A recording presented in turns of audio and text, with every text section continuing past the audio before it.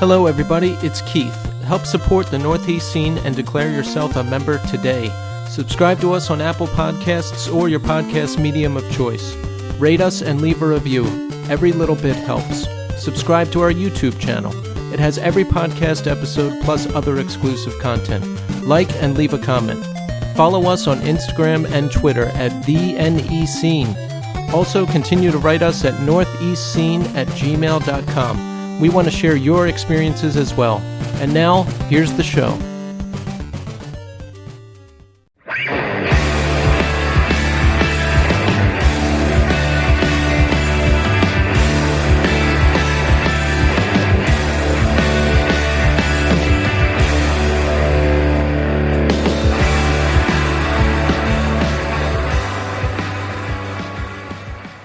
Hello, everybody, and welcome to the Northeast Scene Podcast. This is Keith. And Tommy. Folks, tonight is an exciting episode. We are going to talk to Jamie Mason and Jebb Riley of There Were Wires. Boston band from the early 2000s. Iodine Records is re-releasing some of their most classic releases, and one of those is the There Were Wires record. So we're going to talk to the boys about what's on the release, if there's anything extra. And Tommy, I listened to this record. Dude, it is so good. Yeah. It's like right up my alley. Yeah, it's really funny as I was like listening to it and I'm going, how did we miss this band? Yeah. I don't understand. Like, it's like they're very botchy. And in my head, I'm going like, well, how did I not gravitate towards this? Actually, you know what I always think about, like local reference? They remind me a lot of the Minor Times. Yes. Same feel as them. Yes. And they had a 2003 record on Iodine Somnambulists. I think that's how you pronounce it. It's so good. It's really good, man. Yeah, it's just that chaotic but melodic hardcore type stuff. You know, it was good. So I'm excited to talk to the guys to see what's going on with them, see what's going on with the release. But Tommy, what's going on with you? Not much. I'm actually, I yesterday morning I got my COVID vaccine, the first one. Oh, how do you feel? Did you have any after effects? I did have a little bit of an after effect. I was very, very tired this morning, and I wouldn't say like my arm hurt where like the actual injection site was, but I just felt achy, like I needed to kind of like stretch out. But by lunchtime, I felt totally fine. Honestly, when I woke up this morning, I was like, I felt kind of not great. So I took Tylenol. And by the time I really kind of started getting my day started, it goes really quickly because I teach classes back to back. So yeah, by the time I kind of really came to it, I was like, oh shit, I feel fine. Like nothing's wrong. Like I don't feel anything anymore. Yeah. The only thing was like kind of like, it felt like, when you're beginning to get sick and you get that achy, tired feeling. Oh, like yes. Like a fever's coming on. That's it. That's all I got. I used to have that every week. But yeah, it's different. No, yeah, I hear you. And so if you're fully vaccinated, the burning question is, are you going to come with me and Chuck to Furnace Fest? I will. Here's the only thing. It has to coincide with me not taking time off work. So I might have to do... Like, I'm hoping it's one of those things. I don't mind taking a day, but if I have to take like 2 or 3 days off to go, it's not going to fly. Like, work's not going to approve it. What if you took off Friday and Monday? I think I can swing that. I'm pretty sure. It's that weekend of the 24th, right? Yeah. 24th through 26th, I think is what it is. Yeah. I think, doesn't it coincide with a holiday? Isn't there something on that weekend? Hold on. I hope so. I think there is. All right. I don't see anything on my calendar right now, but that doesn't mean anything. There's stuff down on my calendar that's happening tomorrow that's not there. So yeah, we got to get it done. I'm going to get some business cards made. We can pass them out to everybody. It's going to be like a great networking opportunity, in addition to seeing every single band we've ever liked and on one show. I will say that is nuts when I saw the lineup. It was like, it's insane. It's literally every band, like Mineral, Hatebreed, Cave-In, Converge, Piebald, Andrew WK, everybody. I saw Piebald and Appleseed cast, and I was like, all right, I'm sold. Damn, so good. Yeah. You know, it's really funny. I was thinking about this. we should get business cards made up, but can we have them look like the one Holly used to give out? Oh my god. Can they have a a guy skiing on the back, and then the other side says party supplies? That's actually a brilliant idea. Right? Like I still have one of the original ones upstairs in a folder. That happened to me before in Manhattan. A dealer randomly gave me a business card on the street. Yeah. And I was like, oh, great. But it didn't work out. I don't know. That was like during a period where I didn't have a lot of money. So I'd be like, hey, can you meet up for this one thing? And he'd be like, no. I told you, like, you have to buy this quantity. And I'm like, oh, man. Bummer. Yeah. But I digress. You know, I've been talking about how things aren't that great, and I'm ready to reveal why. Oh yeah, cool. I didn't realize that's why I know when Keith has something big, because he goes, all right, let's get into it. Like, cause usually we talk before the show. Yeah. He was immediately like, yeah, let's start recording. Are you done? Are you recording? Okay, go. It's like, oh shit.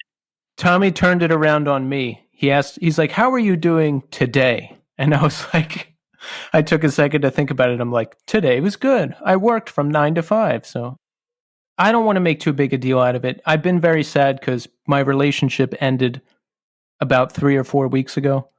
And I wasn't saying anything because I was hoping somehow it would work out. And I just didn't want to accept it, really. But it's done. And it just sucks. You know, we've all been through the end of a relationship. And I don't know, it was the first good relationship I had been in a while. And, you know, the end of it is sad because I don't know. It's messy because it's messy. Yeah. And it's just like, you just have to get used to being by yourself again, which is strange. Like I didn't even want to get into another relationship, but we ended up in it, which is a good thing ultimately. Yeah. And I was just like totally on my own. I was like, I'm never getting in a relationship again. I'm fine with me, all this stuff. And it's funny, now I'm back on the other side, like, oh man, I'm by myself. I have to get used to that again. I don't want to go into too much detail out of respect for her, but it's done. And that's it. It's time to move on.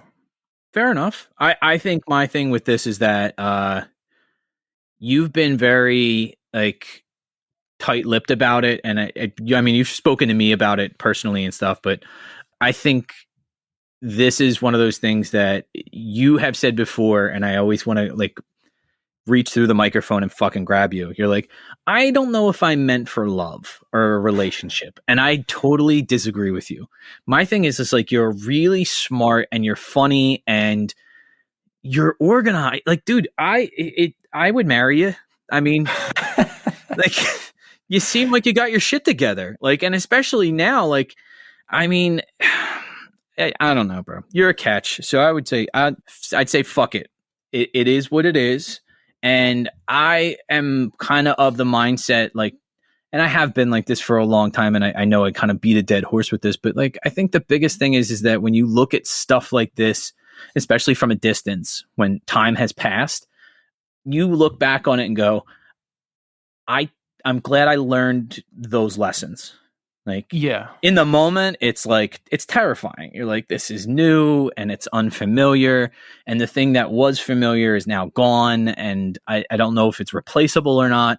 And what time and kind of, you know, the process that we've kind of absorbed ourselves in is like, you don't run away from things anymore. Like, right. Can't call somebody on a business card to take care of it.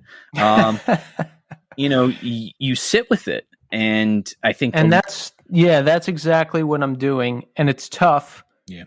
But I'm getting there. And this used to be my biggest Achilles heel.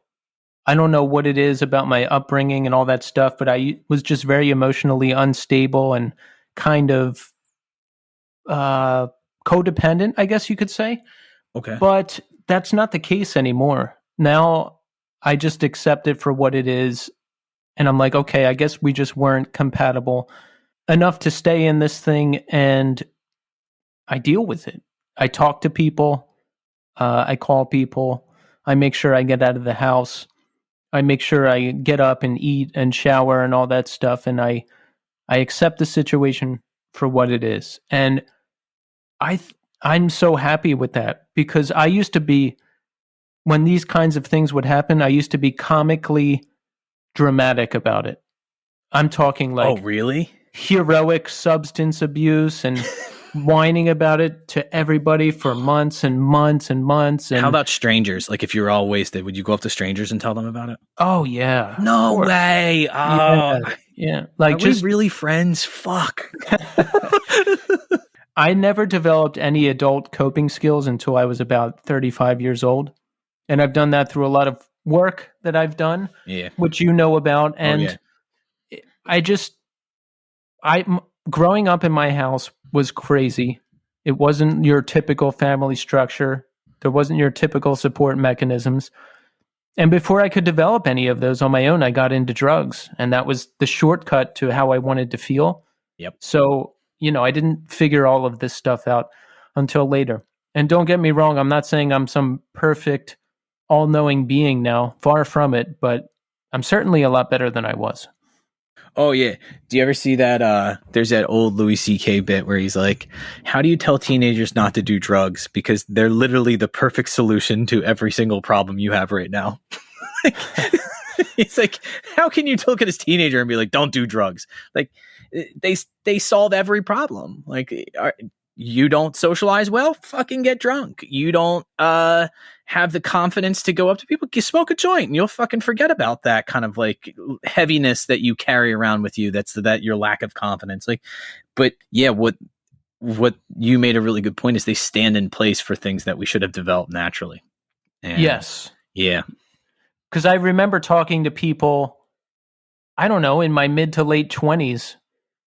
And I'm like, oh, didn't you ever like get dumped by somebody and, your whole world just fell apart? And I remember someone saying like, yeah, like, I don't know, when I was 16. And I was like, oh, like, Yeah. yeah, like I just always felt behind everybody mentally and emotionally and everything else, but not anymore. Yeah. I think, I haven't had one of those in since I was 19. Wow. Yeah. You got married early. I got, well, the other thing is Kelly and my wife and I dated from the time we were 21 until we got engaged when we were 26. Mm-hmm. And then we got married when we were 27. That's so early. No, we might have been 28. I think, well, from the time we were engaged to the time we actually got married was about a year and a half. I'm 39 now, and I'm like, maybe when I'm 47. There you go. Yeah. Look, I think of like the way we kind of live life right now, and especially if if portions of the way we live life kind of continue into the future and become kind of part of the norm of like this virtual culture and the commuting like this and stuff, I think what's the problem with really starting dating again at 41? There's no issue with that, because you have an entire online community of people that are like very similar to you and looking for the same thing. Well, I don't even want to think about dating again for a long, long time, honestly. Yeah, that's a problem. Actually, I was thinking about this the other day, because you and I were talking and I was like, yo, if you need to talk to me, like give me a call. And I went upstairs and I was talking to my wife and I said something like, I don't know what it would take for me if I had to start over. Like, if Kelly came home one day and was like, I'm leaving, in my head, I'm being like, all I would do would be like, okay, so now I just raise the kids by myself. Like that would be my life. My life would be, I take care of the girls. Yeah, that's what I feel like, because, I had my ex, she had a kid, she had the cats. I was like, this is it. This is the family unit. This is it. But, here we are. Yeah. So that's it. That's it. It's time to move onward and upward. So we're going to talk to Jamie and Jebb from There Were Wires now. Enjoy.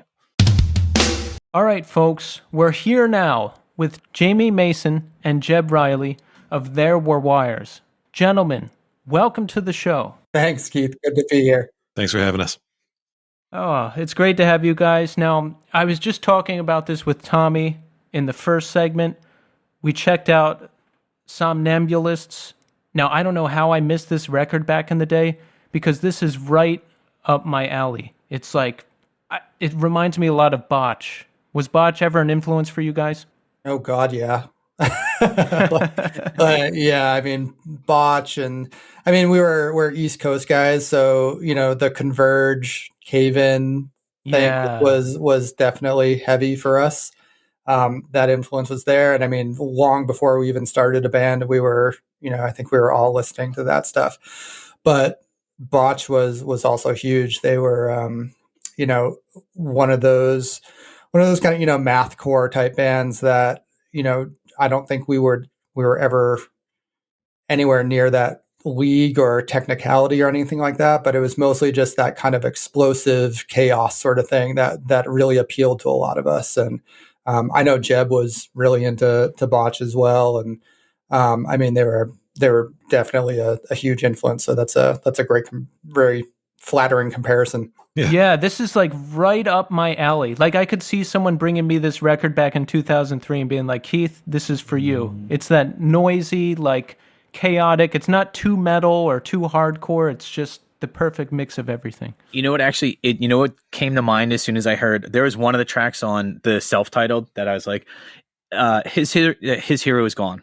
That's what it sounded like to me. It's like a less crusty His Hero Is Gone. There's that kind of like sludgy, but also chaotic thing going on. And I really, really, you don't hear that fairly often anymore. And it's nice to hear that type of, like, cause a lot of people deal in this, like, especially now, like, let's see how we can play at 280 beats per minute. Like, all right, we get it. You guys can play extremely fast and you're very technically proficient, but it lacks that like emotion, that feeling that goes along with the hardcore that I really love. I don't think anybody's ever compared us to His Hero's Gone before, and I'll absolutely take it. I think His Hero's Gone, Monuments to Thieves, I think was probably the best record of that entire era as far as I'm concerned. I think that is, I don't know, I think that's the culmination of everything that was great about that time. So that's a massive compliment. And I don't think we ever, intentionally went towards that sort of sound, but I think we always wanted to be listenable. We liked things to be kind of chunky. We wanted it to be catchy, because even though His Hero's Gone was so brutal and could be really fast, and that crusty and dirty sound, that, I mean, you could still get their song stuck in your head all the time. Yeah. I consistently go back to, there's a song called Like Weeds. I think it's on 15 Counts of Arson. Like Weeds, though, if you haven't checked that, dude, it is such a great song. And it starts out, it almost sounds like an ISIS song in the beginning, very slow, like with this kind of like droning guitar with this little like kind of like lick over top of it. And then it gets into this like just D beat breakdown, like that comes like so fucking good. They're such a great band. It's been on every mixtape I've ever made. It's from, like, I'm serious, and it's on Monuments. It's like that first track on Monuments to Thieves. But I remember I got His Hero's Gone, the 7-inch, just blind purchase at Newberry Comics a billion years ago, which was that Dead of Night in 8 movements. And it was a 45, and I got it home and I played it on 33 RPMs. And I was like, the fuck is this? Like, what is this? And it was insane sounding. And then I realized I was just playing it on the wrong speed, and it was still insane sounding at 45. And that was a turning point for me, and as far as my musical tastes go, and just like, oh my God, this is, because it's like death metal / doom metal, grind punk stuff, and crust all together. And I thought it was amazing. So yeah, I mean, that comparison definitely is like, that's a massive compliment as far as I'm concerned. So thank you. Do you ever play a 7-inch on the wrong speed and you discover it's playing on the wrong speed? So you fix it to the right speed and you just don't like the song anymore? Jebb, you can take this one. Well, I've the past few years or past 10 years or so, I found that there are certain records that sound Certain records that we all know and love that sound really good at 33 RPM. Rush sounds really good. All the Metallica records sound good at 33. I might be the only one out there who thinks that. But it's certain something special. I remember being at Mike Shaw's house, and there was this Time in Malta 7-inch, and we put it on it was like the faster speed, and we're like, oh, this is sick. And it's like, wait, it's the wrong speed. So we put it on the slower one. We were like, it's not that good. Put it back. But disclaimer, I do love that band. So let's jump right into it. Folks, if you're not aware, Iodine Records is back, and they're going to be reissuing some of their records on the label. The first of which is the There Were Wires record. Now, gentlemen, is it strictly the 2003 release Somnambulists, or is this going to be something new with extra stuff on it? It's it's the full recording session that we did back then. Yes. So it's the 7 songs that comprise the EP, and then we had done a 7-inch with one of those songs and a Sonic Youth cover of the song Tunic. So it's going to be all that stuff. So it ends up being a little bit longer than the original CD, but it's been remastered, given some nice finishing touches to make it sound as good as it can be. And it will be on vinyl for the first time. So it's a vinyl release and all new artwork and imagery and that sort of thing. So it's kind of the goal was really to kind of do it how we wanted to do it back then, back in 2003. And it's just been good that we have the time and resources to do it like 20 years later. So when do the pre-orders start, and when can we get our hands on the record? I just talked to Casey, and I believe the pre-orders start this Friday. So that's March 19th. You can pre-order the record. So let's take it back a little bit, gentlemen. I want to know who you guys are and where you came from. Jamie, let's start with you. Give us a little bit about your background, your musical background, where you grew up, and kind of how you discovered the scene. Well, I grew up in New Hampshire. And I think I lived in New Hampshire up until I was about 20 or so. I had spent some time in college in Chicago, went to art school at the Art Institute of Chicago for a few years before I dropped out.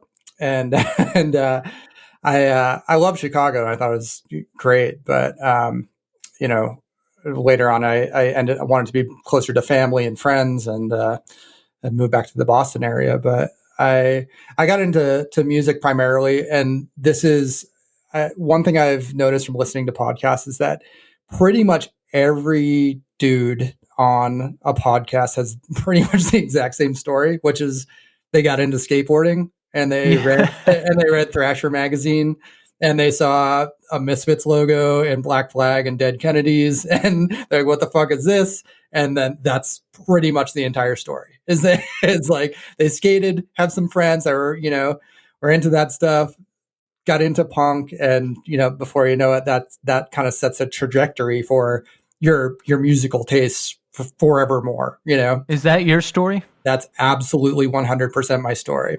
And Jamie, it's my story as well. So right, and it's everybody's story, it turns out. But it's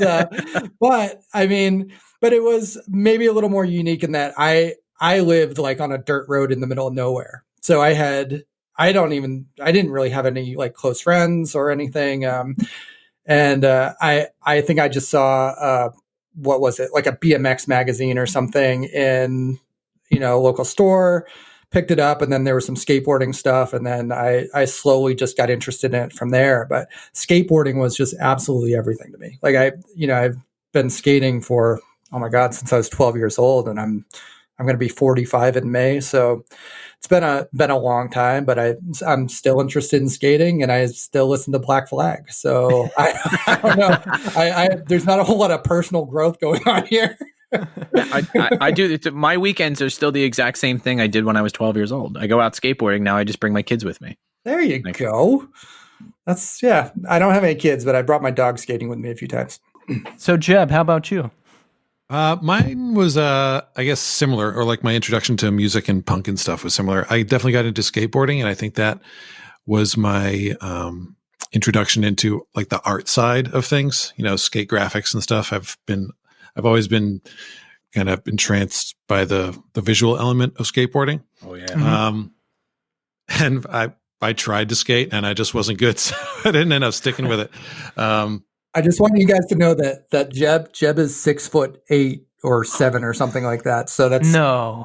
yeah, that's really hard to skate when you're that tall. Oh Yeah, my I God. had a bit of a handicap that way. It helped me with other things, but not with that. Wait, I have like a little passion question for this one. Jebb, if you could pick your favorite skate graphic of all time, what would you pick? I don't know. The one that always stuck in my head was the Guerrero graphic with the dagger and the flames. It's like a blue dagger and the orange flames. Yeah. I mean, I think I saw that at a kiosk in the mall when I was a kid, and I was like, it blew my mind open. Hey, Jebb, do people comment on your height constantly? Unfortunately, yeah. It's something I just kind of brush off. I act like they don't even ask the question at this point. Yeah, because I'm 6'2", and I thought that was really tall, but you blow me out of the water. Yeah, I'm 6'7". So if I guess people make like really stupid jokes all the time, like, "Hey, do you play basketball?" Or not so much anymore. I think maybe I look a little bit scarier now than when they were asking me that in high school and college. But I do get the like, "How tall are you?" question, which just kind of baffles me. I would never ask anybody how tall or short or how much they weigh. It just seems really fucking rude. I'm with you on that because I used to weigh, I think, 25 pounds less because I lived a very unhealthy lifestyle for a while there. And people would constantly ask about my weight, like, "Oh, are you vegan? Your weight, oh, you got to eat." And they would constantly make comments about it. And it would really make me angry, like really angry. But I don't have that problem anymore because I don't weigh 140 pounds. But I'm with you. Like, I would never walk up to somebody and say, like, "Hey, you're really thin," or "Hey, you're really not thin," or "Hey, you're really tall." It's just, I think it's inappropriate to comment on someone's physical appearance like that. I would never do that. Don't try and body shame me, man. It's not cool. Yeah, exactly. But I'm sorry, continue. So where was I? Oh yeah. So I can't skate. So I ended up getting into, like, that's what kind of led me into drawing, is wanting to draw, is having like the CCS catalog and just copying the graphics out of that, or t-shirt designs and checking out the magazines and stuff like that. But I really got into music, or weird music, I guess, through my stepbrother. My mom started dating this guy, and he had a kid, and his kid was really into like just all this stuff I hadn't heard before. Nirvana before they got big, and Soundgarden, and just all this weird punk and metal stuff. And we used to take trips to Newberry Comics, and we would just see what album cover looked the weirdest, and like, "Hey, let's get this thing. It looks crazy. It looks heavy or weird or loud." And that's how I found out about a lot of bands, just kind of going in that direction. It wasn't until college that I found out about like hardcore, but early on I got to like Crass and Dead Kennedys and Minor Threat and Godflesh and just all this kind of bizarre outsider music that nobody else in my high school was into. So yeah, Newberry Comics is legendary. I only went there once. I think we went up to Boston for a Converge show, and I still remember like the inside of the record store. It was just massive. They had so much stuff. Yeah, it used to be the spot to find stuff. I mean, there were little record stores here and there, like Slip Disc and Rocket Records, and little places throughout Boston. Those are all pretty much gone now. Is Newberry still around? Newberry's still around. They probably have more vinyl than CDs, and more socks than vinyl. So it's that is where I go to get my socks. Yeah, if you want a weed shirt or like action figure or some anime stuff, it's the place to go. I mean, they kind of had to change with the times. Nobody's buying CDs anymore. Yeah, right. No, it makes sense. You got to run a business. Like, that's the thing, is like, but then you go in and you're like, "Oh, do you have the..."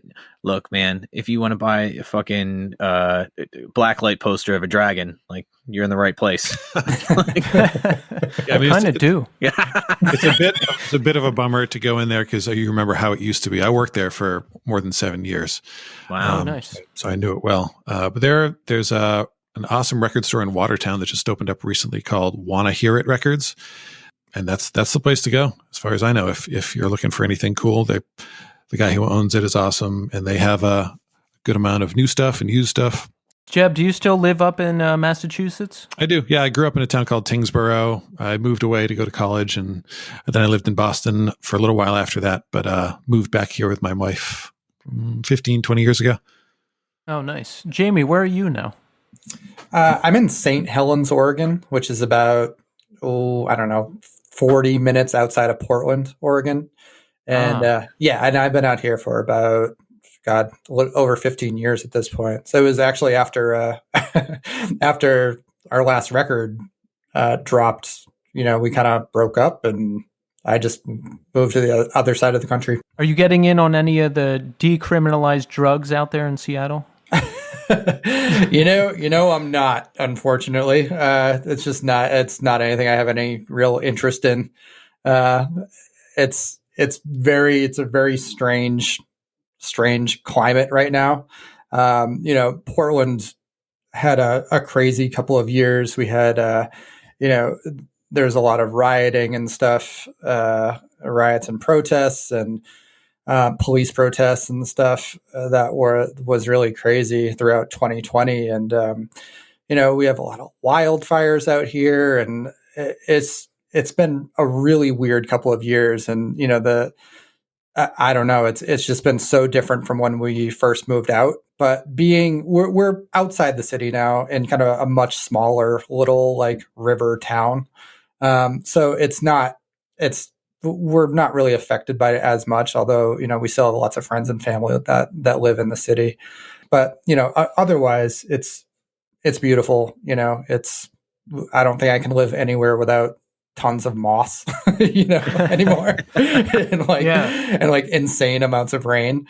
My goal is to get back east more often now. My parents are still in Maine, and obviously my closest friends are still around the New England area. So yeah, hopefully after all the COVID stuff is, shored up a little bit, I hope to be able to get back and spend more time with people I don't get to see very often.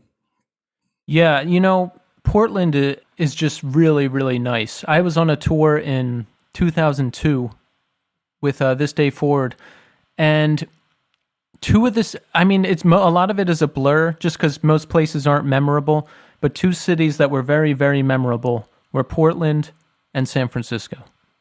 Oh, yeah. Oh, absolutely. I mean, there's a lot of good food in Portland, and that's kind of like the main thing I like about it. More than anything else is I like everything that's like 2 hours outside of Portland. Like the amount of just mountains and rivers and lakes, and you have the ocean and the coast and all these things. There's deserts out here, and we got really into exploring and kind of getting out and a lot of camping and hiking and stuff like that, and even into Washington. It's just unbelievably beautiful out here. So I probably don't appreciate all the city stuff quite as much as I used to, but I'm always going to love the Pacific Northwest in terms of like just being able to get out in it. It's crazy. Jebb and his wife came out years ago, and we went camping. Ago. Yeah, that was a while back. Yeah, and it's great. I would recommend anyone that hasn't been able to get out this way to come do like a hiking trip or something, in the late spring or summer, because there's just no place prettier. Can I come visit you next weekend? Let's go. Get out here. Let's do it. We got a guest room for you. All right. It sounds really nice. How did you guys meet? Was it through the band, or did you know each other before? Jesus, Jebb, when did we meet? I guess we met. I remember shows on the island. Because was it on the island? I thought it was before that. No, I think I remember. I think you were playing in a band with Carrying 74, and so where There Were Wires even started was on Martha's Vineyard, off a little island off the coast of Massachusetts, where they. So you're saying the band started on Martha's Vineyard? Yeah, it did. That's incredible. You might be the only hardcore-ish band from Martha's Vineyard. I think we were. I can't think of any before or since. And why would there be? But that's, Exactly. yeah, because there's no reason to have a hardcore band on Martha's Vineyard. But that is where we started. This was back in like 98, maybe maybe even late 97. I was going to college at the Art Institute of Chicago, and I would come back to the East Coast in the summers, and I would work at my aunt's restaurant, which was on Martha's Vineyard. And that is when I met Ryan Bagley, who was the drummer of There Were Wires. And he had lived on the island all his life. And we became really good friends really quick. He knew my cousin, and that's kind of how we got introduced. And then just immediately we were, inseparable. And so we started, on our downtime when we weren't working, we started playing music together with some other people, some other kids on the island. And eventually it kind of turned into a little scene, where there's all these other little bands. Some were more like punk emo bands and stuff like that. But we would just play in basements, our friends' basements and stuff. And we just sort of created this little scene every summer, with, and just playing like chunky, like chokehold style stuff, big open chords and everything. And it was really just, it was just for fun. We weren't trying to really do anything with it, but, we would do this. I think I was on the Vineyard for at least 3 seasons. And definitely by the second or third season, we were, we actually had some songs, and we had, we had a whole little thing going and going off island. But Jebb and I'm almost certain that we met when Jebb's band came over to Martha's Vineyard to play. How does that work? Do you have to like put the car caravan on a ferry and get all the equipment over there? Yep. Yeah. Oh man. Or if you can't afford the ferry ticket, then you have to just haul everything by yourself. Find out what you can, what is on the island that you can borrow, and what you carry what you need to. That whole era is a little bit fuzzy to me. I remember, I think the first time I met Jamie so I kind of got into this group because I was going to art school in the North Shore of Massachusetts. And I met and became friends with this guy named Neil, who was in Axe Wielder with Jamie. And he was also in a band called Still Waiting. And we got to be good friends, and Still Waiting was playing a show, or either they were playing a show or, we were playing a show, and I went along, like tagged along. That's how I met Ryan. We became good friends. But I think by the time I met Jamie, I was friends with that whole gang. And Jamie came to visit from Chicago, perhaps. And I think it was a Converge show at the Worcester Space. That's the first time I remember meeting him. I was in a kind of a Mineral-esque, Sunny Day-esque band with Neil and some other guys from the art school I was going. We played some shows on the Vineyard. That might have been where I met some other people, or I don't know. Like I said, it's all kind of hazy. Certain things are very crystal clear, and then other things I'm reminded of by other people, and I'm like, man, I don't remember that at all. And Neil played guitar in There Were Wires at the time too. So yeah, he was doing a couple of projects, and he was also from the Vineyard. So yeah, we had bands. At one point, we had bands like 6 going on 7 coming over to play basements on Martha's Vineyard. And, other friends' bands that would come across. And then at some point we realized we should probably get off the island and like maybe go play some shows somewhere else that wasn't like Lucas's basement, So that was kind of it. But it's that early stage of shuffling your friends around and, to see who really wants to do a band, and we had started to get a little bit of, once we started playing off island a little bit more, we had amassed a little bit of attention, and we're able to get on shows and things like that, smaller VFW hall shows and things like that. But a few of them with pretty good bands, and, would always have good turnouts and stuff like that. So yeah, it was weird. The whole thing is kind of a blur, because it's for me, it's like 3 years worth of work and running back in school and playing in bands and, all this other stuff. But Jebb replaced a kid named Noah, that also lived on the island, and he wasn't really interested in hardcore at all. He was just like, oh, this guy can play bass, so we're just going to put him in, like, you play bass now, that's it. And he was like a Red House Painters type of guy, and we're making him play this like metallic moshcore and stuff. And like, he's just like, I don't really think I want to do this for any length of time. And and then I think we just shanghaied Jebb into doing it, and it's been with us ever since. Did you guys ever meet anybody or see anybody like super famous at Martha's Vineyard? Absolutely. Yep. I saw Gwyneth Paltrow because I worked at my aunt's restaurant, which is kind of an upscale Italian place. Okay. Mm-hmm. And so I saw Gwyneth Paltrow at the restaurant one night. I saw G.E. Smith from the Saturday Night Live band there. No shit. Yeah, saw him there. Harrison Ford used to jog down Lucas's street. Oh no! Are you fucking no? Tom Hanks. There's that one time. It was Tom Hanks. I was great. So I used to. So I lived. This is crazy, and this is probably like Lucas is gonna kill me for talking about this. But so our friend Lucas, he was kind of like, his house was, and he played in There Were Wires too early on. He wrote actually some of our more popular songs. But Lucas was like a 16-year-old kid. that constantly lied about his age, so we never really knew how old he was. And I lived with him for a summer or two, and he was amazing. But he lived in this beautiful house on a dirt road, and I used to ride my bike to and from work, which was like a couple towns over, so it's like an hour bike ride. And I remember one day I was riding my bike home from work, or to work, and there's this dirt road in the middle of nowhere, and this guy's jogging towards me, and I'm riding my bike slow, and he waves, says, "Hey, how you doing?" I was like, "Oh, I know that guy. Who the fuck is that guy?" And like a minute later, I'm like, that was fucking Tom Hanks. I was alone on a dirt road with Tom Hanks. And we just had like a nice little greeting. And like, it was so weird. And then afterwards, everyone's like, what, why didn't you yell, "Run, Forrest, run?" And like all that shit.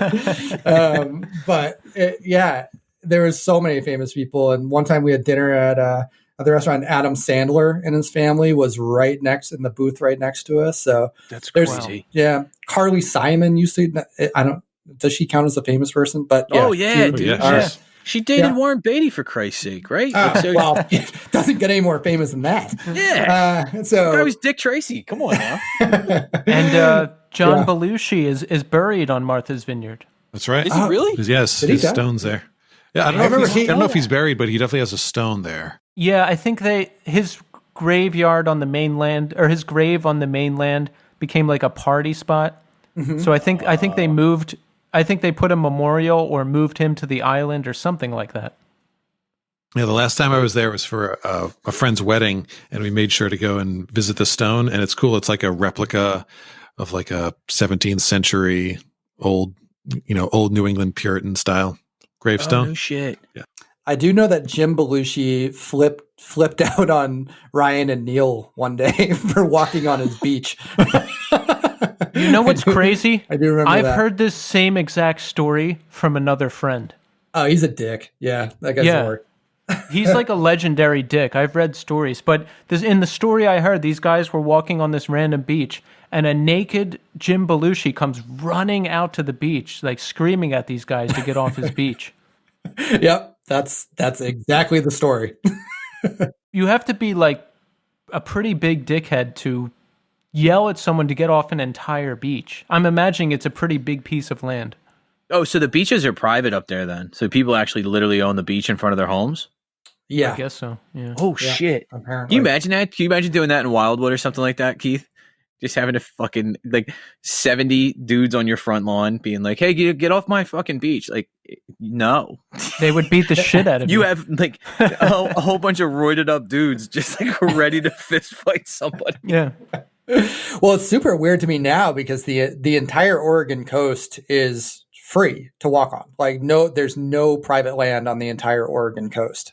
So you can just walk from Astoria straight to California down the beach if you can, Wow.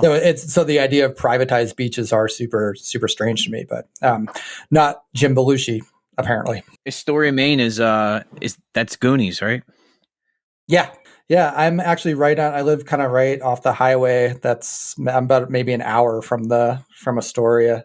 And you can go out and see the what is it? I can't believe I can't remember what the stupid rock is called. I'm gonna regret this. Like the 3 points one. Pilot rock or something like that. Yeah. So all that's really close. And on nice days we'll go out and take the dog out on the beach. I want to go to the place where Chunk sees the police chase happening and smashes the pizza and the strawberry milkshake up against the window. That's what I want to go visit that place. The abandoned restaurant. Yeah, I was going to say the closed up restaurant. Or his newspaper on the window. Classic movie. So good. So There Were Wires gets off of Martha's Vineyard. I'm still shocked that there was a hardcore scene on Martha's Vineyard. I love that. It's just so unexpected. It was one of the weirdest things when you really think about it, because it's Martha's Vineyard is a pretty like upper class. There's a lot of money on that island, and it's a lot of yachts and presidents and stuff, and it's in the summer, but it's a seasonal island. So the winters, there's nothing going on there. If you're there in the winter, it's like, it's just a dead island. And then it's all on the summer. It's just absolutely out of control. But I remember, Jebb, do you remember this when that show Still Waiting played on the beach? Oh, I wasn't there, but I saw pictures of it. So there was like this outdoor beach show that, I don't know if it's Still Waiting or somebody, one of our friends' bands played. And then before we were There Were Wires, we were, just other mosh thing, I guess Axe Wielder or something like that, which was our joke band. And it's all these like super rich yacht people on a beach with their kids. And it's like in the middle, it's like broad daylight. And then we went up to play after our friends played, we got up to play an Axe Wielder song, which was like just full on chunky, like mosh. And we were just going crazy and like throwing all these like just stupid stickers around and just no one could digest it. We got done playing and it was just everybody just kind of staring at just blank eyes. It was, there's like, for the life of me, I can't imagine why I ever got up there to do it, because it was so embarrassing in retrospect, but it was so funny how just like bummed these people were on. And then the rest of the bands that were playing were like, kind of like dub reggae and like James Taylor shit. And like, it's amazing. We just absolutely had no business being there. And it was so funny and stupid. That's brave of you to get up there and play, though. Well, we just wanted to make a mess of the whole thing, and that was pretty much exactly what we did.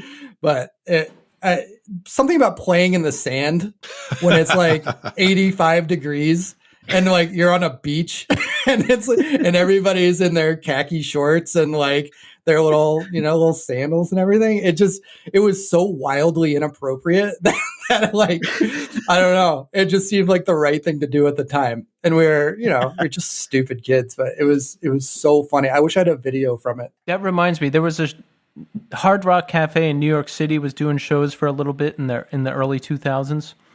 And I went up there with This Day Forward, and it was just the restaurant. Like all the tables are set up, people are eating, and we're all kind of looking at each other like, what do we do? And Mike, the singer for This Day Forward, he's like, should I scream? Like what?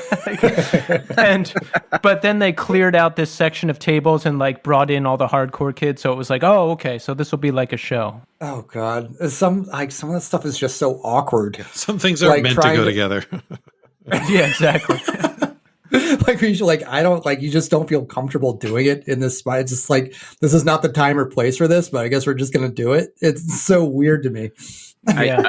I was gonna say, when I was in high school, I played in a band with my friend, and they had a battle of the bands at school. And I went to an all boys preparatory school, so there was like all these bands that were like, "Hey, this is our cover of 311." We're like, "Oh, okay, good." Like people like literally came up and played like music, and then we were like, "Oh shit, it's our turn," and we were just a straight grindcore band. I was like, "They're not gonna get this."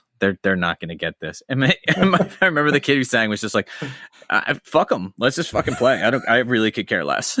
It's like, all right. And we went up and played for like 15 minutes. I was like, all right, I think we're done. And the whole crowd was just like slack jawed. Like, what just happened? That was just pure noise. What was that? Just bumming everybody out. Oh, it completely killed the vibe. It was amazing. So There Were Wires is playing shows on the mainland now, right? In the Boston area? Yeah, I think we started playing on the Cape a little bit. And, there's all these like small towns around where we kind of appealed to a lot of the sort of outsider kids. Boston, there was obviously a great scene there. And but even before we were like off the island, we had kind of like, gone out to play some of these smaller venues and little clubs and things like that. So we kind of sort of cut our teeth there and kind of, amassed a little bit of a following. And then by the time we were all in Boston and we had a practice space in Boston, we had made, friends with people that were actual show promoters. And we were kind of getting around a little bit in a way that was, I think kind of surprising to us in some ways, where we were, we started playing bigger places and, some of those earlier shows that we had, when I think about it, were crazy. I mean, we played a show out somewhere outside, like Somerville or something like that, where I think we headlined over Mastodon. That was Mastodon's first tour. That's right. Yeah, nobody knew who they were. Mastodon's first tour, and they were amazing. Like like incredible. I think they're still on that first EP or close to releasing Remission or something like that. But I remember them playing before us and just being like, what the fuck? like oh no. Now it's our turn. Oh god damn it. It was so weird. And I had heard of them before, but I no one knew they were going to turn into like, cover a Rolling Stone type band. But but I always thought that was pretty funny that like we did get to play with Mastodon and like no one knew who they were. And even kids that should have known didn't know. And it was just so funny to me that our stupid little hardcore band, it's like, all right, well, I guess we're going to go on after that. That's great. Feels good. It's like doing stand-up and going on after Sam Kinison. It's like, oh, fuck. Why even bother? God damn it. Hey, they're all warmed up for you guys. Go ahead. Yeah. I think the most impressive thing about Mastodon to us at that point before we saw him was, that's the guy who used to make donuts on Martha's Vineyard. Oh, my God. Bron, oh, my God, that's right. Bron, the drummer, he was playing drums for Today Is the Day. And so he was like, I think, trying to make some extra money. Working at Backdoor Donuts, doing the glaze, making the donuts. Fuck, dude, really? I forgot about that. Yeah. That makes me like him even more. I love donuts. This makes me want to go to Martha's Vineyard. Yeah. It sounds awesome as fuck. Don't go to Martha's Vineyard. No. But there was so much stuff like that in Boston. Like, I remember everybody went to this place called Burrito Max.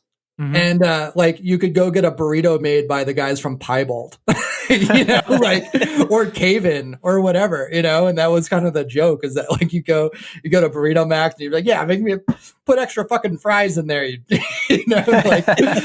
talk down to the the hardcore heroes out there, and it was just so funny. It was just a really funny thing because they're like nobody was really making money back then, and everybody had to work, and even the guys in the biggest bands out there were just everybody had to, hump to make ends meet. And even in my earliest days in the scene, Cave In and Converge were just revered. Like we would follow them around at Fest. I would follow them around at Fest with like a camcorder and be like, there's the guy from Converge. And we would be like filming them. Was it like that out there in Boston too? I mean, they're Absolutely. definitely, well respected, and for rightly so. It's just like I've always known them like that. Like from the day I got into hardcore, they already had that kind of clout. Well, they were the standard bearers, really, and we did our first demo with Kurt at God City. I think one of the earlier incarnations of God City. And, I remember being pretty nervous because, I mean, it's Kurt from Converge. He wrote all these amazing songs, and he kind of set the tone for Boston hardcore, really. And that kind of metallic sound. And they were, we're like early 20 somethings. Yeah, we were and kids. Like we would spend, we'd be driving around the Vineyard and like, listening to nothing but Converge and the first Cave-In record, Beyond Hypothermia was just like all of us we couldn't get away from it. We love that stuff. Yeah. And that's kind of where, and obviously there's so many bands that were influenced by that, and like none more than us, like that was kind of what we aimed to be. And, in some regard, but there's just the fact that they're still going, the amount of like, I don't know, persistence that it takes to stay in a hardcore band that long is mind-boggling to me. Like it's unbelievable. I cannot fucking imagine being in a band that long and staying, like, I don't know, what was it after, was it Jane Doe or even before that, they were a 4-piece and they've been the same 4-piece ever since. Like that's some Rolling Stone shit as far as I'm concerned. That never happens, because whenever a band loses a member, the band always suffers in 99% of cases. Converge is that 1%. Yeah, they are the 1%. And honestly, like I haven't kept up with hardcore music, certainly not year after year.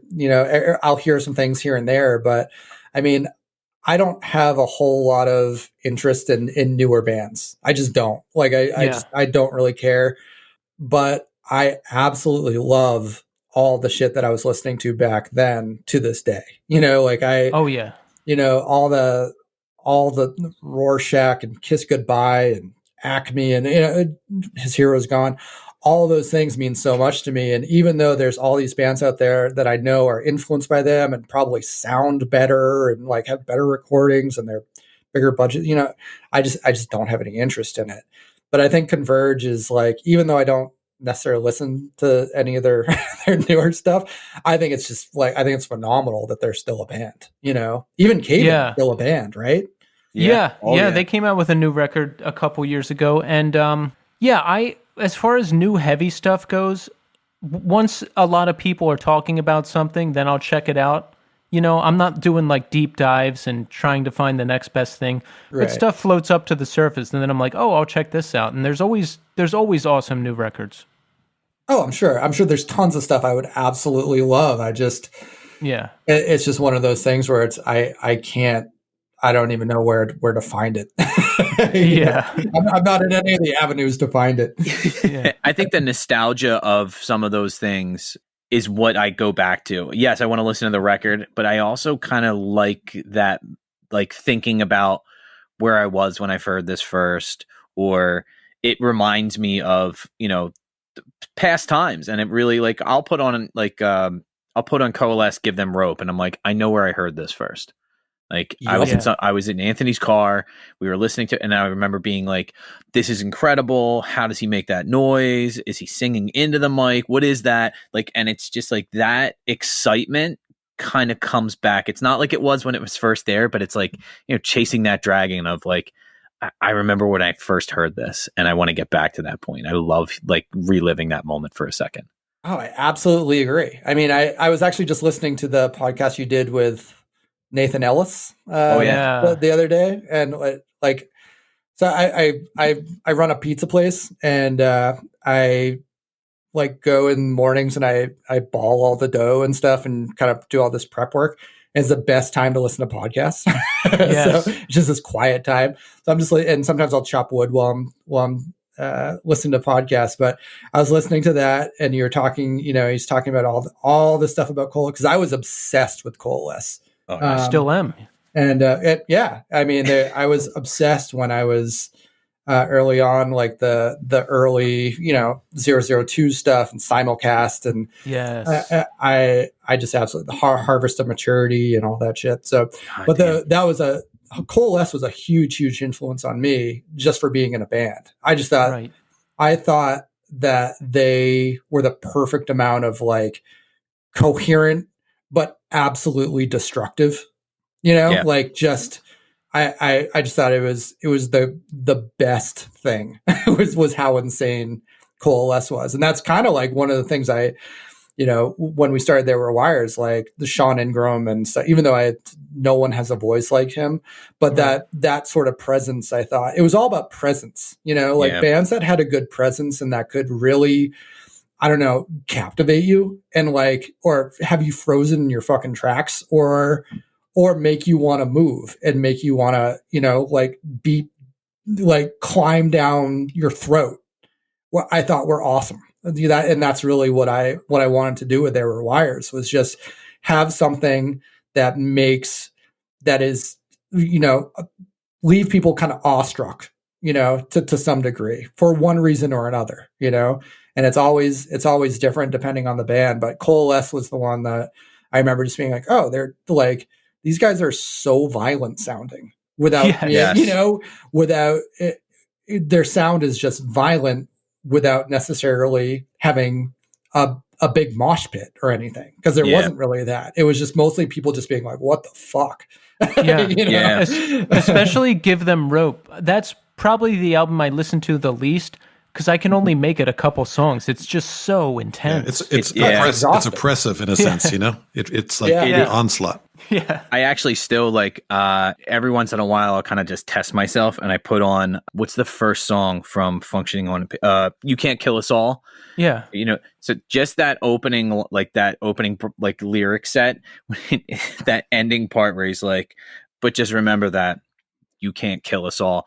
I get goosebumps at that moment. And I'm every time. And I'm still like, I'm going to try it this time. And without fail, when he goes into that line, I'm like, because there's just that moment of hesitation and it goes right into the dun dun dun dun dun dun dun dun. Like that fucking kills. Just you saying that is making it. I get the feeling in my spine right now. Like the hair on my arm stands up. I'm like, God damn it, dude! I'm gonna go. Let's go fight people. Well, I used to listen to the Napalm Death Split every day. I'd listen to the Harvest of Maturity side, the Coalesce side, every day before I went to work on Martha's Vineyard. That was my all right, I'm getting ready to go to work and it's going to be a total shit show and whatever.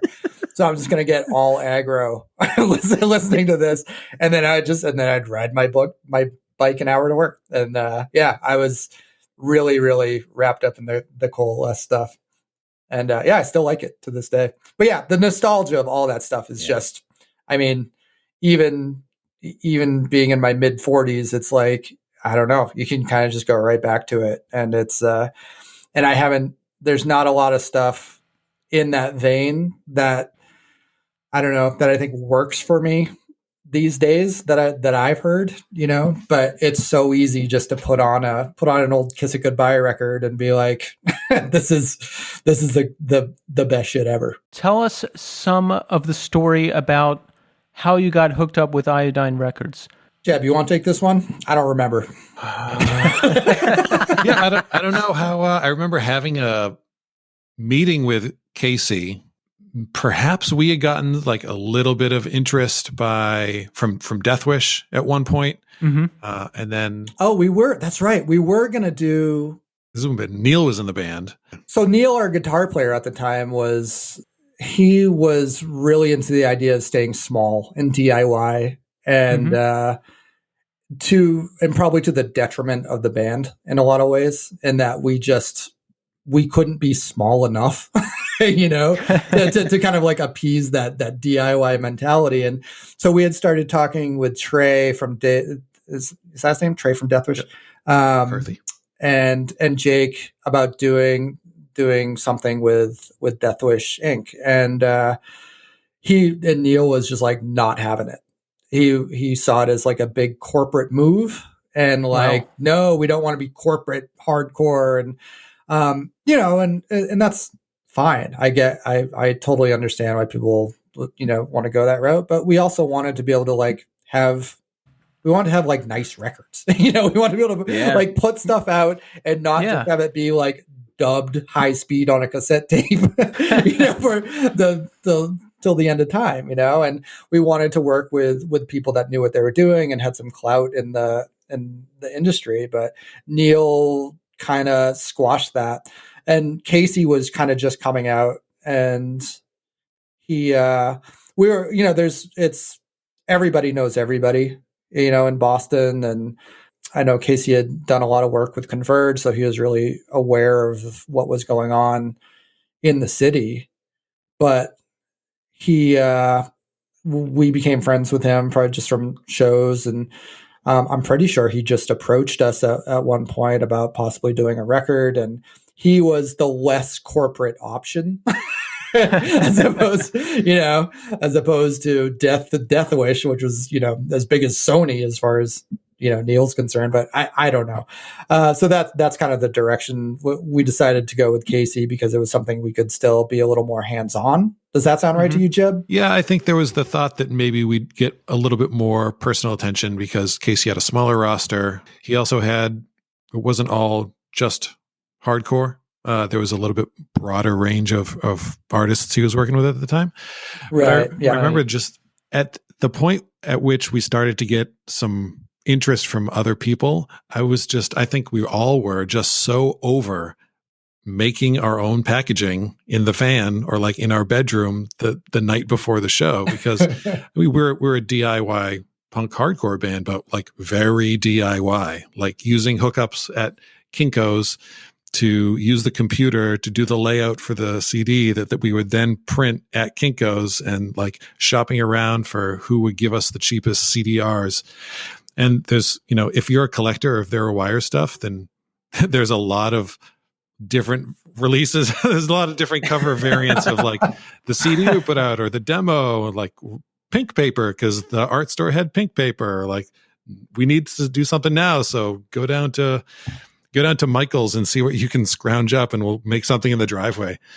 So we were over that. And it was really nice to have someone say like, hey, we want to do something nice with it. We recognize the value in your music, and we'd like to make it look the way it deserves to look. Yeah, I really hear you on that, because we do this entire podcast ourselves. The social media, the graphics, the recording, the mixing, it's a 3-person team. And I fantasize about having like an art department at my disposal to like make the graphics, because that's hard. I fantasize about having a sound engineer to do all the editing, because that's the hardest part. Like, oh man, can you imagine? I can't. No. When someone steps in to help out, it can, when you've been doing it yourself for so long, and then someone's who maybe knows a little bit more or is more apt can step in and help you out, it changes everything. Like going from a boombox recording in your basement to make your demo to actually going into a real studio makes a big difference. So we record the 2003 album Somnambulists. I had to look that up. That means a sleepwalker, basically. Yep. Is there a theme? Is there a sleepwalking theme? Is there a general theme, or tell us a little bit about the record?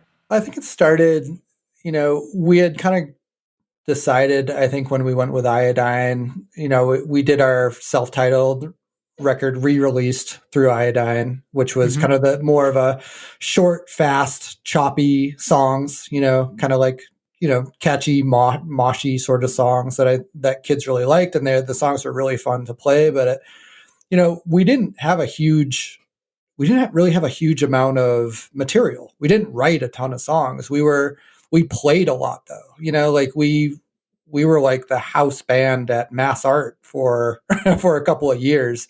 And like we played a lot of shows. And even though we primarily stuck around New England, we kind of became a band that could weave in and out like we could play a basement out in the middle of nowhere with a bunch of bands no one really knew, but then we could also play with bands like the Hope Conspiracy and American Nightmare and Converge and Daughters and things like that. So we were able to kind of like navigate through. We weren't really stuck anywhere, which was nice. So when that came out, but we still wanted to go in a different direction. And I think with Somnambulists, we just kind of pushed into like, longer, more kind of, neurosis influence type stuff, where the songs became a little more expansive, Yeah, that opening track, I was like, where have I heard this? And I was like, oh, it's in the Iodine little re-release video. Yeah. And it really reminded me of ISIS, who are often compared to Neurosis. Yeah, absolutely. And ISIS was an influence for sure, Yeah. But with that record, I mean, that was a 2002 leading into 2003 was a rough year, like everybody, we're all 20 somethings and we're still kind of trying to figure out like, what are we doing? And we're trying to find a path, not so much as just a band, but just like individually, what we have to survive. We need jobs where there's careers and all these things that we're trying to pursue while still maintaining a band. And with the writing of the record, I thought the music was so good. Like I thought what Ryan and Jebb and Thomas put together and Dawn, was really amazing. And it was hard to sing over, and to me, it sounded so much more serious and important, than some of our earlier stuff, which is more kind of like fast and fun. And I was kind of going through a lot with my family at that time, when most of the lyrics and the themes around that are kind of about a family kind of crumbling, and I think it kind of, a lot of it has to do with my mother, who was really going through some mental health crisis stuff at that time. And a few of those songs are about that. A few of the songs are really about my grandmother, who was kind of a matriarch that traumatized her children, and there's nobody on my mother's side of the family that is not traumatized by her and has some long lasting emotional damage from it. And so most of that record is about emotional damage and kind of how it affects the family and what, our place in it and things like that. And so it's dark and appropriate, I think, for the music, and I think where the music was coming from and what those guys had come up with, I wanted something that was, I think, kind of serious enough to hang with it. And that was, and it's nothing I've really even talked about a whole lot. And no one really ever asked like, hey, what's this about? And most people don't with lyrics, like, hey, what's that song about? But when I go back and read it, I kind of go back and remember like, oh yeah, this is when we were having a really hard time, and we were all kind of having a hard time in our own way, whether it was a career or relationships or family things or school, any number of things out there.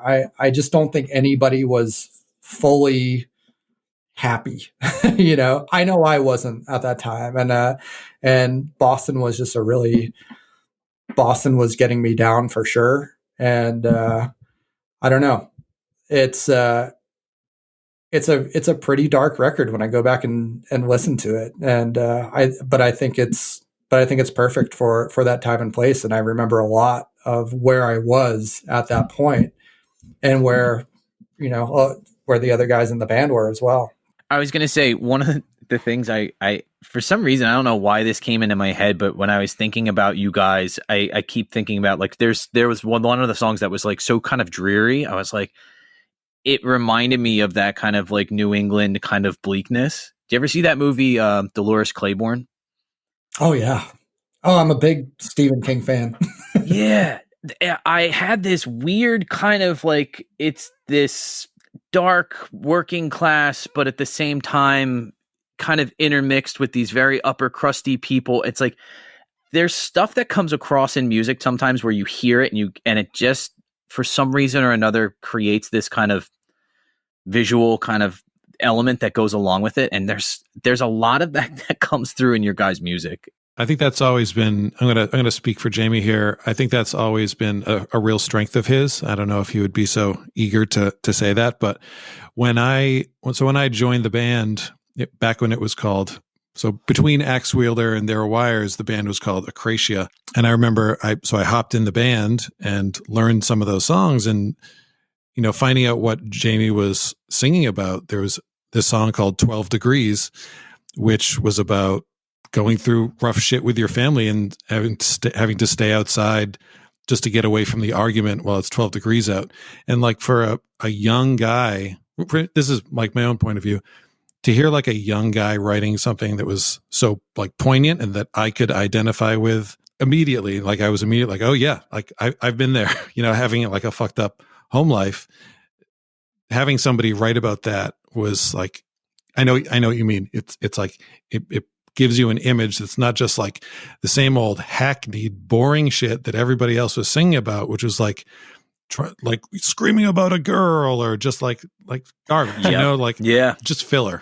That was one of my favorite parts about the band, was having a competent, talented singer who could put you in a mood, who could get that mood across. When I connect with a record like I did with yours, I assume, one, that we have a lot of the same influences, which it sounds like we do, and two, that we've been through some of the same shit, which it sounds like we have. I mean, early 20s, I think, is a hard time for anybody growing up. I know I was going through a lot of shit with my family at the time.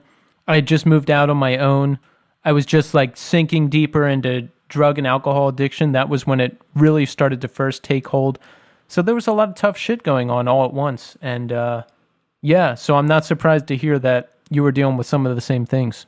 Well, yeah. I mean, I've actually, listening to your podcast, I remember hearing you talk about how you've kind of overcome a lot of the addiction that you dealt with over the years. I think that's amazing. And yeah, I don't know. I think that early 20s, just when you're trying to really find yourself and trying to find a place, and it's incredibly hard. And you have to, and for most people, you have to give up a lot of things to be able to get to the place where you need to be. And for some people, that's like, hey, I have to give up my family. I have to move. I have to move to the other side of the country to get away from this, or I have to drown it out some way. And that idea of loss is kind of in anything, and it's all exhausting. And and that's, and I've never given a lot of, I try to put out thoughtful lyrics, at the time, and sometimes I think I did okay, and other times not so much. But the one thing that I read in a review way back then that I was like, okay, that's fair, was just someone said something about the lyrics and the vocals is just like, oh well, Jamie is a poet of exhaustion, and I was like, that's fair. Because I was fucking exhausted, I was beat down by the city. It was just such an aggressive place, and I was just turning into such an asshole. I was just mad all the time, and just tired of a lot of things, which is, I mean, and nobody really wants to hear that anymore. Nobody wants to hear that, like, oh, well, the 20-year-old white guy is tired, he's having a bad day. No one gives a fuck.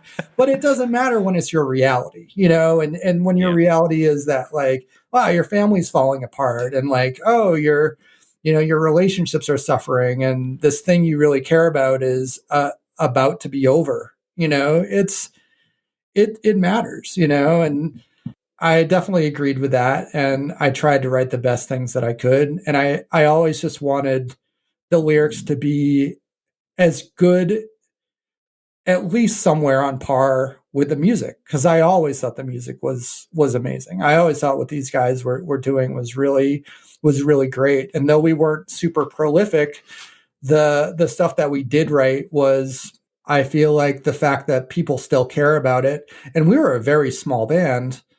The fact that people care about us 20 years after the fact, a band that didn't tour a whole lot, that didn't have any videos, that was before the social media age, Yep. Is worth something. I think I think it's telling, and it's really nice. It's like being able to look back at this stuff really fondly, even though a lot of it was really hard, is important. And it's funny that it means a lot to me now in my 40s than when most people would probably just dismiss it, and I don't ever want to dismiss it, because I don't know, these guys are my best friends, and we've been through a lot together, and even from a distance we've been through a lot. And I don't know, I just think it's really cool. It's a rare opportunity for us to kind of like come together and do a project again, and dig kind of back into this stuff, and digging back into it again. I don't know, you kind of unearth all these things that are just like, oh fuck, I haven't felt that in a while. Like, oh, that feels fucking weird to think about, like that's kind of where I've been the last year or so, when we've been really digging deeper into this project, and I have to like read old things I wrote again, or listen to old songs, or see old images, and there's so much nostalgia, and with a lot of that nostalgia comes a lot of happiness, and also a lot of hurt. Right. A lot of things that really don't. They're like, oh Jesus, I wasn't really prepared to see that again, or hear that. Or I think at our age now, we can look back on those times and the bands we were in and appreciate them a lot more, because we have so much better perspective now. Like back in the day, I didn't appreciate shit. I was angry all the time. I hated everything. I was drunk at every show, or high, or both, or whatever. And I don't know. I was just kind of floating through life. But now I can look back on it, and I see a flyer, and I'm like, wow, I wish I remembered that show. Or, hey, I wish I appreciated this more. Or, hey, I wish I did that more. I'm glad I was involved in all the things I was involved with. And I can look back at it now and be like, hey, I did that. So that's cool. Yeah, I think it's one of those moments where I kind of like think back on, especially those times in our early 20s, mid 20s, late 20s, depending on, maybe even late 20s, where, all of us were kind of skipping through life with our shoes untied and just hoping we didn't fall flat on our faces. And sometimes it happened, and we kind of like, we look at it and go like, oh, how did that happen? Well, look at the way you live.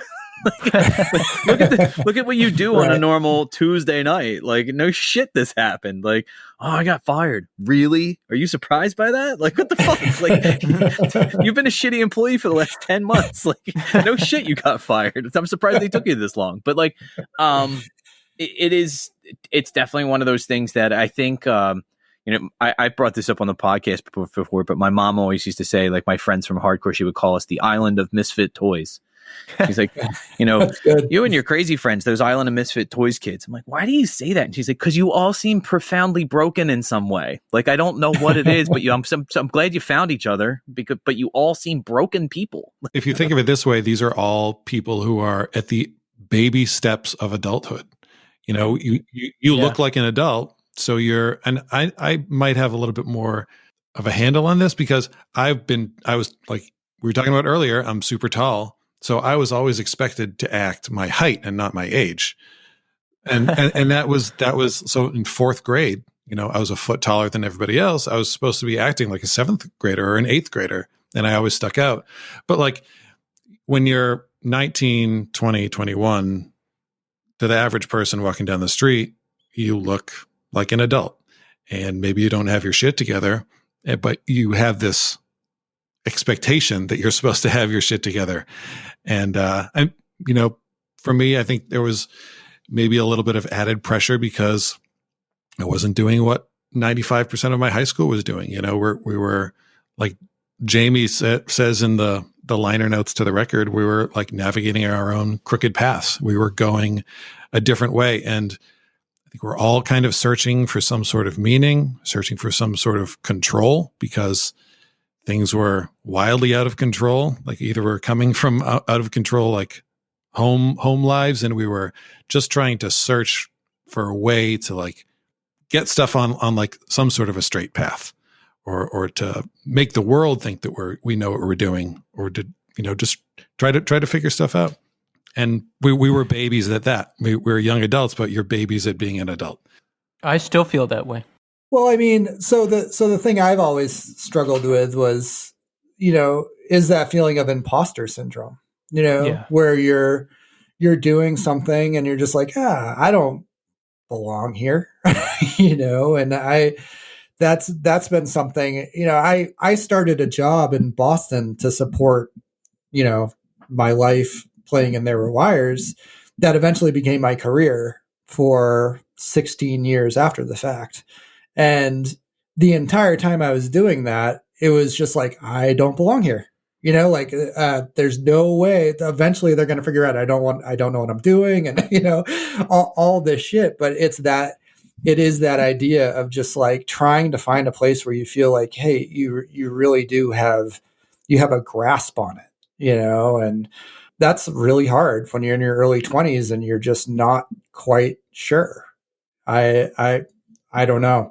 I don't know how people feel confident in anything these days, but that was always my struggle, was just being, even playing in bands, was just, playing in There Were Wires and everything. It always felt good, but it was always just like, I'm not a singer. I don't know, like, I don't know how to write lyrics. I don't know how to record songs. I don't, none of it was a thing that felt entirely natural. It just always felt like, okay, we're just going to do this, and I guess I'll just be exposed for not knowing how to do it, or just, or being in the wrong place. And, but that's just kind of part of it. I think that's a part of figuring out where you do belong, is learning where you don't fit.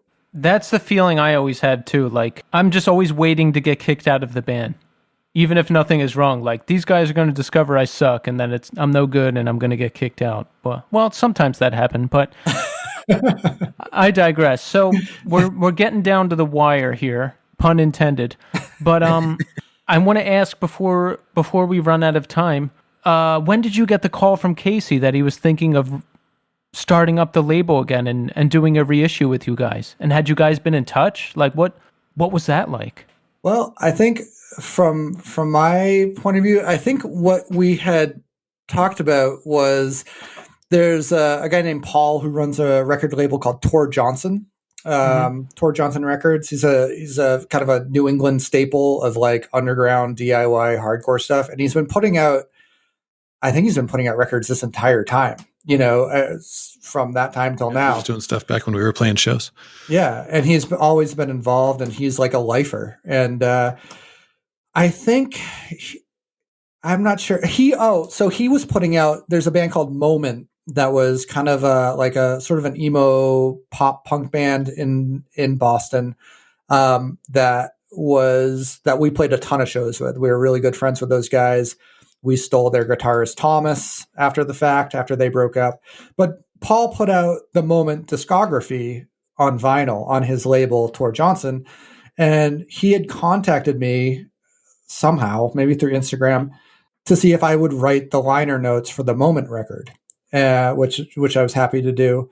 And during those conversations, he was like, would There Were Wires be interested in doing, a vinyl re-release? And I was like, I don't know. We might. Let me talk to those guys. Let me talk to everybody. And that was what kind of put it in my head. And then I think sometime shortly after that, Casey had gotten involved, and they decided to do it as a split release between Tor Johnson and Iodine.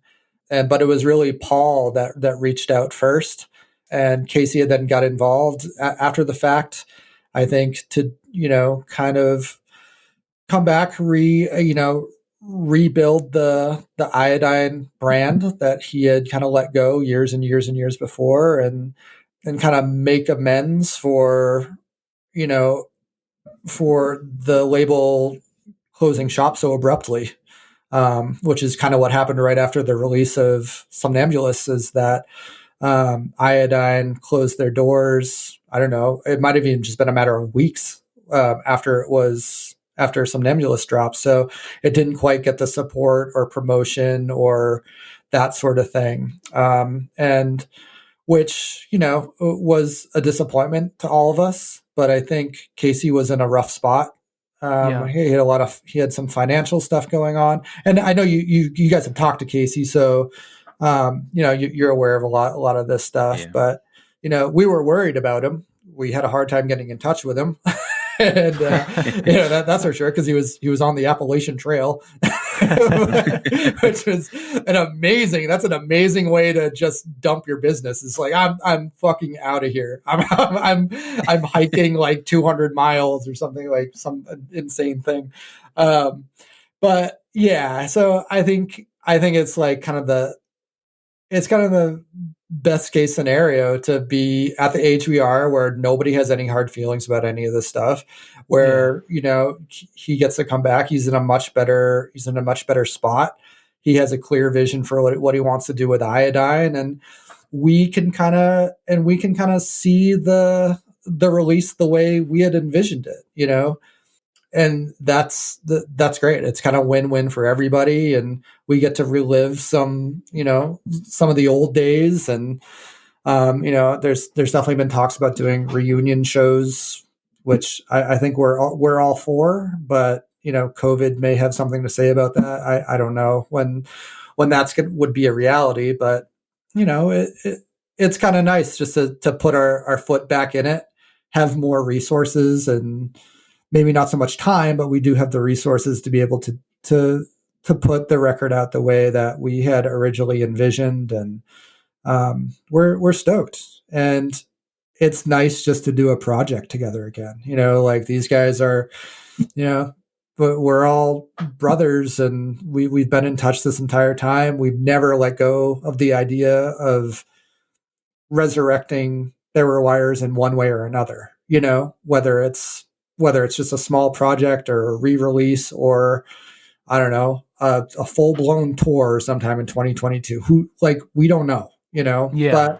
But no, it's all still important. It's important to us enough that we still talk about it, and it means something to us, and that time meant a lot to us. And that's really why we're even here doing this podcast, is because that time meant something to us. The nostalgia is strong, and we still care.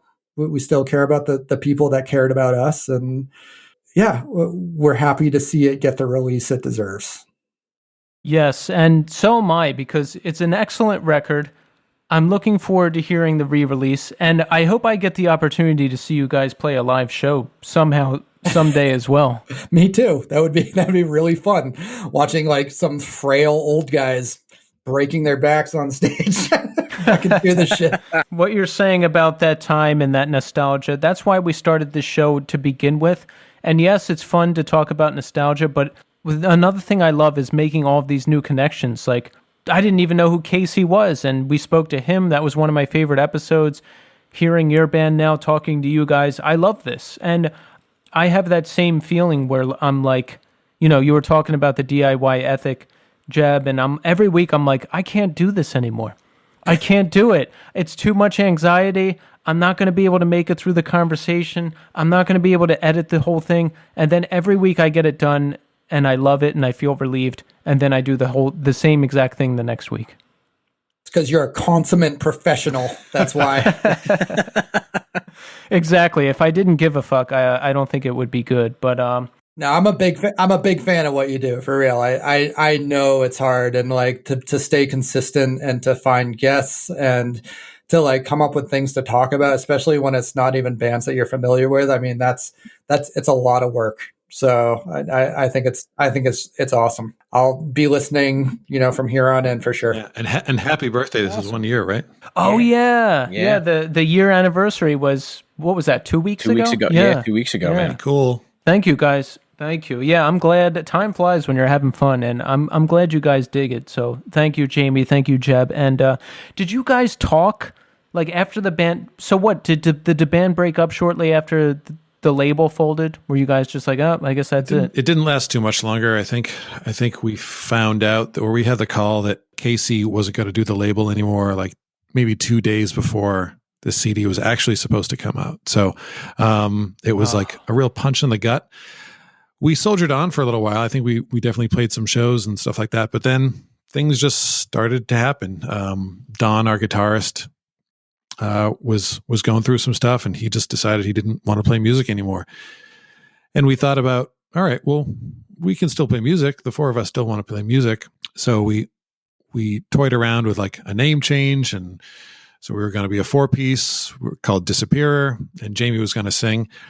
And as we started to write that stuff, I think maybe like Jamie could talk about it, but maybe like the 1-2 punch of wanting to get out of Boston and not really knowing what to do with this music was just like, it didn't happen for whatever reason. Yeah.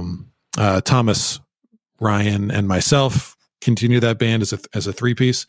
Yeah. The band didn't last too long after Casey called it quits. It was too stressful to sell CDs that we had too many of, you know. I think Rev ended up destroying something like 5,000 CDs. Yeah. Oh my God. Oh, really? I never heard that. That's crazy. It was too expensive to keep them on the shelves because we were selling so little. Because I don't know, whatever normal stuff would have happened when a label promotes your record didn't happen, and we were all 20-somethings not knowing what the fuck we were doing. I remember we got some handfuls of the CD as kind of like a parting gift. Like, here you go, guys. I can give you these, and I still have like some stacks of them that like I just in my basement somewhere. But yeah, that was a hard time. I think after Don left, it was just putting that idea of like, oh, someone doesn't want to do this anymore. It was the first person to be like, yeah, I don't really want to do this, and Disappear, I thought was a great idea, and I was initially really excited for it because it was kind of a continuation of where Somnambulists left off, and the music was great, like phenomenal. I thought it was so good, but I have a really limited vocal range, and I had a limited number of ideas, and at that time I had a limited amount of interest because I think in my head, I was already heading to Oregon, you know, like I needed to get out of Boston, and I didn't, and I've said this before, and I've told Jebb and everybody this before, but just with the songs they were writing, I couldn't make them any better with my voice, you know, like nothing I could do would make those songs better. And I decided to just opt out instead, you know, and that record, the demo stuff, the Disappear demo stuff is phenomenal. And that has Ryan Bagley on drums, who's played drums in There Were Wires, and he's amazing. And Thomas on guitar, who's amazing. And then they went on to do this full-length record called The Clearing, which if you haven't heard it, you should, because it's one of my favorite records of that time. And it's Jebb, Matt Spearin, and Thomas, and it's probably one of the most underrated records of the time, for real. Jebb, that came out on Magic Bullet, right? Yeah, Magic Bullet put out the demo recording that we ended up doing. Sounded better than a demo, so we ended up putting that out as like a little EP through our friend Mitch, who ran Trash Art Records, and then went through some internal struggles, and Ryan ended up leaving the band. So our friend Matt, who had played drums in Moment with Thomas, we recruited him, and then we ended up writing a full length. And that's when, so the early stuff was instrumental, and we felt like we needed some vocals. So I started singing on that. Yeah, it's really, really good. I was super impressed by it, and still am. So yeah, you guys should check that out if you haven't heard it. It's Disappear, the Clearing. Is it out there like on YouTube and stuff? Oh yeah. That was my next question. I was going to be like, yo, is it on YouTube? It's on Spotify, baby. There you Oh, go. even better. We're going to check it out. Yeah. So, man, that we're looking forward to the There Were Wires re-release. Folks, by the time you hear this, pre-orders are up. So order that shit. Follow There Were Wires on Instagram. Follow Iodine Recordings on Instagram. Support the boys in their new endeavor and getting this record back out into the world. And it's excellent. I mean, it's excellent stuff. It deserves a second chance. So if you haven't heard it, check it out. And Jamie, Jebb, before we conclude, any final words or final plugs?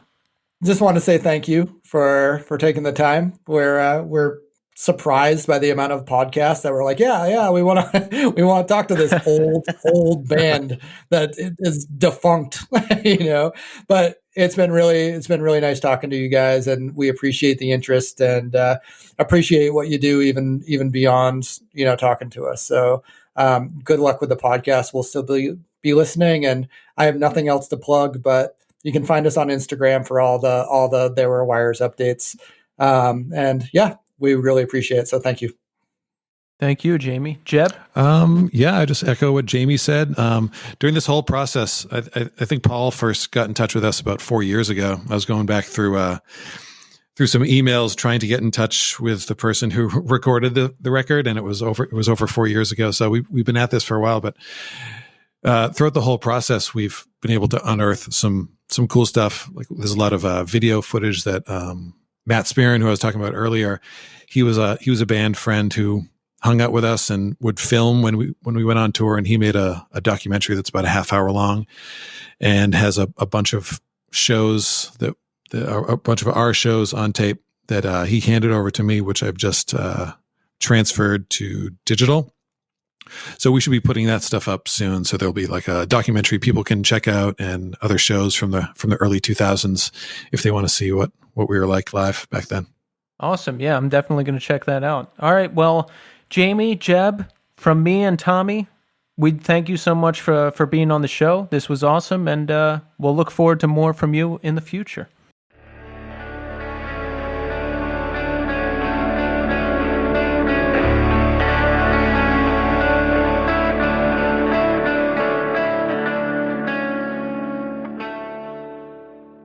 There you have it, folks. Jamie Mason and Jebb Riley of There Were Wires. That was awesome. That flew by. Those are the conversations I love the most. There was like all this stuff that I didn't even get to that I wanted to. Key takeaway: Martha's Vineyard had a hardcore scene. That is the key takeaway for sure. And on top of that, both of them are really good storytellers.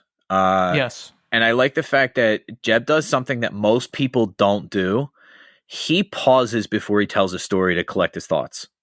Yeah. He literally will take like 2 seconds and go, okay, when we went to go do this, like, it's like, I don't do that. I just start shooting from the hip, and then I get napalm deathed.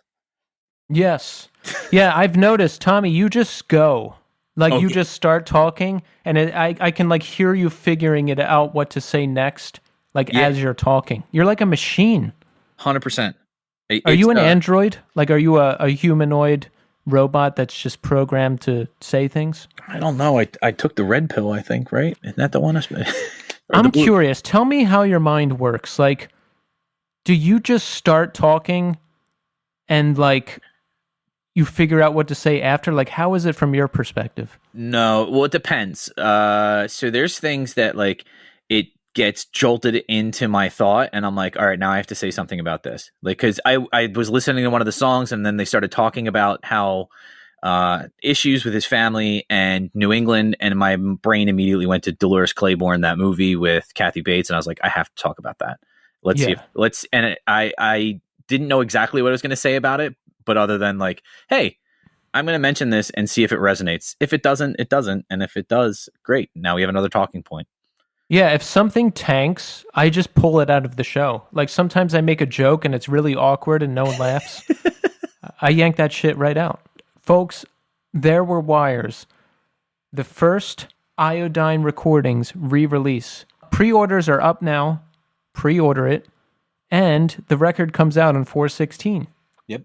Get your hands on that shit. It's good. And there's going to be vinyl of it. Like, that's the whole thing, is like, so people are out there that are collectors. This is something you're definitely going to want to scoop up, because again, I love records for a lot of different reasons, but one of the things that they kept coming back to is they were really excited to talk about how the artwork was now finally in their control and they could do exactly what they wanted with the way they wanted to get it done. Yeah. And guess what Casey told me? What's that? There's going to be cassettes. Ugh. For what? For my 84 Toyota Tercel? What the fuck has a tape player? I don't get that. I understand the collection aspect of things. Like, all right, I want to have this, but don't you want to have something that you can also listen to? Like, cassettes are now what vinyl was back then. Vinyl has become expensive again, and now cassettes are cheap. So that's why bands are doing it. Oh, it's annoying. It is. That's annoying. Yeah. I don't get it. And I see that with bands sometimes. And if your band does that, I apologize. Actually, I don't, but whatever. Like the whole point, like it's just, I don't understand when people put them out on Instagram and they're like, we have 50 new tapes. And it's like, for who? Like, I just don't understand that market. I'm sure there's people out there that buy it. Otherwise, people wouldn't be making them. But I get your point about it. It's a cheaper way to get your music into more people's hands. I get that, but still I'm not saying it's all right, but I understand. Yeah. Yes, to quote Memorial. Now, listen, I hate cassettes. I think they're annoying. But listen, if people want to sell them, that's fine. That, don't let my opinion influence you. It means nothing. Now, I don't have much left to say. When we do the podcast, it's since I have so much free time now, since I'm not in a relationship anymore, it's very strange. The weeks go by really slow. The weekends go by really slow.